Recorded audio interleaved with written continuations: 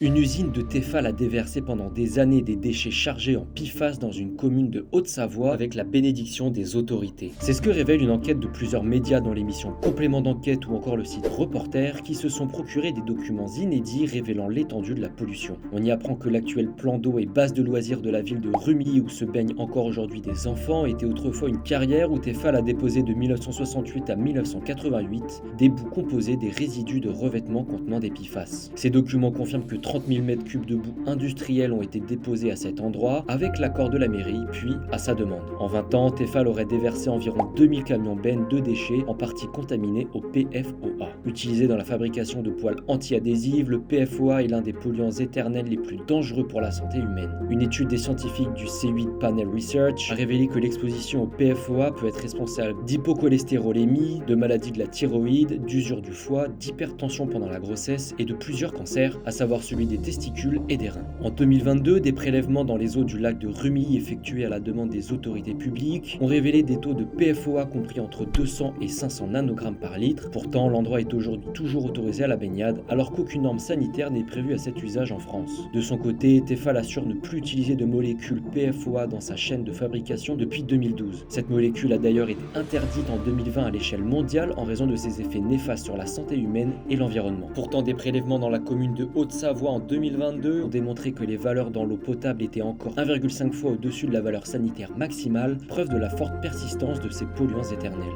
Des tests sanguins ont également été réalisés sur 5 habitants de Rumilly et leur taux de PFOA s'est révélé 5 fois supérieur à la moyenne détectée au sein de la population française. En janvier 2024, le groupe écologiste du bassin annécien avait déposé une plainte contre X et réclame toujours une enquête pour mesurer les effets de ces contaminations sur les habitants de Rumilly.